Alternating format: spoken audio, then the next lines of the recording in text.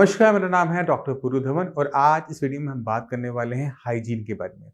अगर आपके घर में कोई पैरालिसिस का पेशेंट है, तो गर्मी के मौसम में उनका ध्यान रखना बहुत ज़्यादा ज़रूरी हो जाता है। क्योंकि अगर पैरालिसिस का पेशेंट बहुत लंबे टाइम से लेटा रहता है, तो जहाँ पर वो लेटते हैं, वहाँ पे पसीना आता है और इस पसीने की वजह से बहुत सारी स्किन की डिसऑर्डर्स देखने को मिलती हैं। अगर इस पसीने का ढंग से ध्यान ना रखा जाए, तो जख्म बन जाते हैं, जिन्हें हम बेड सोर कहते हैं और जिनको भर पाना बहुत मुश्किल होता है। तो आज जो मैं आपको बताने वाला हूँ, उसको आप ध्यान से सुनेंगे और अपने पेशेंट में नोटिस करने की कोशिश कीजिएगा कि आपके पेशेंट में ऐसी कोई दिक्कत हो तो नहीं रही है। तो सबसे पहले हम बात करते हैं कि बेड सोर्स क्या होते हैं। जब कोई इंसान एक पर्टिकुलर पोजीशन में लेटा रहता है, तो क्या होता है कि हड्डियों के दबाव की वजह से वहाँ पर एक पर्टिकुलर एरिया के अंदर ब्लड सप्लाई कम होनी शुरू हो जाती है, क्योंकि शरीर का वजन है और वो दबाव कर रहा है, तो खून वहाँ पे ढंग से पहुँच नहीं पाता। तो अगर पेशेंट करवट नहीं लेता, तो उसकी ब्लड सप्लाई प्रॉपर नहीं चल पाती उस पर्टिकुलर एरिया में। ऐसी जगह पर हम क्या देखते हैं कि वहाँ पे छोटे-छोटे जख्म बनने शुरू हो जाते हैं। मगर जख्म से पहले वहाँ पर थोड़ा-सा मॉइस्चर होना ज़रूरी होता है, वहाँ पे थोड़ा-सा नमी होना ज़रूरी होता है। तो हमने क्या करना होता है, हमने अपने पेशेंट को फुल्ली ड्राई रखना होता है, स्किन ड्राई रहनी चाहिए।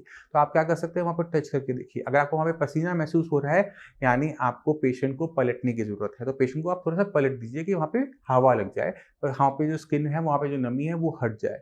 अगर वो नहीं जा रही, बार-बार आ रही, क्योंकि गर्मी का मौसम है, तो वहाँ पर आप डस्टिंग पाउडर का यूज़ कर सकते हो। अब ये कोई भी पाउडर होता है जो हम बच्चों में भी यूज़ करते हैं। अगर स्किन बिल्कुल ठीक है, तो हम बिल्कुल नॉर्मल पाउडर का यूज़ कर सकते हैं। मगर अगर स्किन पर जख्म बन गए हैं, तो वहाँ पर आप नॉर्मल पाउडर का यूज़ ना करते हुए anti bacterial, anti fungal powder जो होता है, उसका यूज़ करेंगे, जिससे वहाँ पे जो इन्फेक्शन अगर थोड़ा बहुत भी हो रहा हो, वो खत्म हो जाए और स्किन की दिक्कत आगे ना बढ़े। दूसरी चीज़ हमने क्या रखनी होती है, बॉडी में बाकी हिस्से जहाँ पे पसीने ज़्यादा आते हैं, उनको हमने सही से हैंडल करना होता है। अक्सर हमारे जो अंदरूनी हिस्से होते हैं, टाँगों के बीच का हिस्सा होता है, यहाँ पर मॉइस्चर ज़्यादा होता है। अगर पेशेंट बिल्कुल नहीं हिल पा रहा है, वहाँ पे हवा नहीं लग पा रही, तो कोशिश करो पहले पेशेंट को हल्के कपड़े पहनाओ, जिससे हवा वहाँ पे जाती रहे, स्किन वहाँ पे ड्राई रहे और किसी टाइप का स्किन का इन्फेक्शन ना बने। अक्सर अगर वहाँ पे आप देख रहे हो कि वहाँ पे लाली आ रही है, छोटे-छोटे दाने बन रहे हैं, तो यानी वहाँ पर इन्फेक्शन होने के चांसेस ज़्यादा हैं।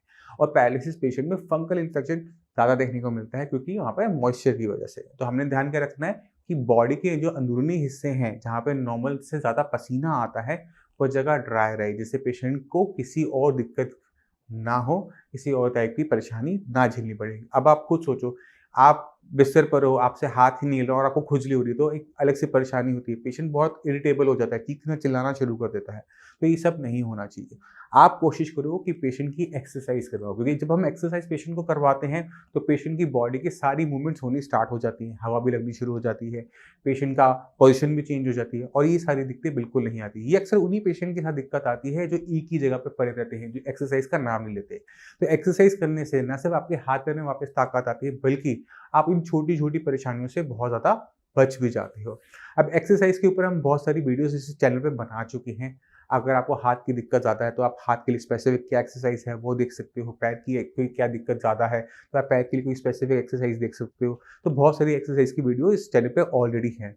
तो अगर आपको कोई दिक्कत आप खत्म करना चाहते हो, तो आपको उसको गहराई से देखना पड़ेगा। मगर आप ये मान के चलो कि पैरालिसिस को जो आप अपने हाथ-पैर का रोग मानते हो, ऐसा नहीं है। वो आपके ब्रेन के अंदर जो क्लॉट आया था, नस फटी थी, जिससे आपके ब्रेन के अंदर नुकसान हुआ था, उसकी वजह से आपके हाथ-पैर की ताकत गई है।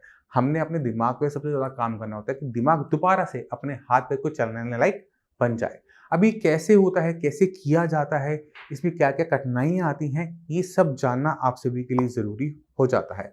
तो आप इस चैनल पे जितनी बाकी वीडियोज़ हैं, उसे सबको एक-एक करके देखेंगे, आपको बहुत क्लियर कट आइडिया मिल जाएगा कि हमने इस पैरालिसिस यानी लकवा की बीमारी को किस तरह से हराना है, किस तरह से इससे बाहर निकलना है। मैं उम्मीद करता हूँ इस वीडियो से आप काफ़ी कुछ समझ गए। आपको अपना हाइजीन मेंटेन करना है, आपको डेली नहाना है। अगर आप नहीं नहा सकते, तो आप वहाँ पे पाउडर का यूज़ कीजिए, जिससे आपको किसी भी टाइप का स्किन इन्फेक्शन ना हो। अब इसी के साथ आप सभी से मैं चलने की आगे चाहूँगा। मिलते हैं अगली वीडियो में, तब तक के लिए नमस्कार।